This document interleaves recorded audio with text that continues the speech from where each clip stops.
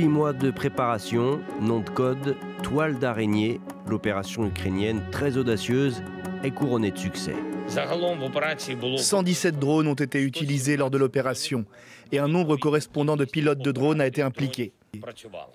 34% des porteurs stratégiques de missiles de croisière russes sur leurs aérodromes ont été touchés. Une quarantaine de bombardiers stratégiques russes a été détruit, dont des appareils Tupolev qui, selon les services ukrainiens, ont été déployés pour tirer différents types de missiles de croisière sur l'Ukraine en utilisant leur portée pour rester à distance. Ces bombardiers, ainsi vraisemblablement que des avions radars, ont été visés par des drones lancés depuis les abords de leur propre base, dans la profondeur du territoire russe, c'est-à-dire hors de la portée théorique des armes ukrainiennes.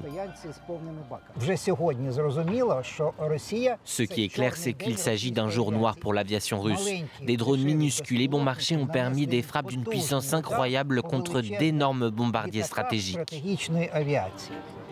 Plusieurs aérodromes, parfois situés à des milliers de kilomètres des frontières ukrainiennes, ont été atteints. Les autorités russes minimisent la portée de l'opération, mais reconnaissent que des avions ont pris feu après des lancements de drones, assurent que l'attaque sur la base d'Ukraïnka, dans le très grand est du pays, a été repoussée et que la manœuvre ukrainienne n'a fait aucune victime militaire ou civile.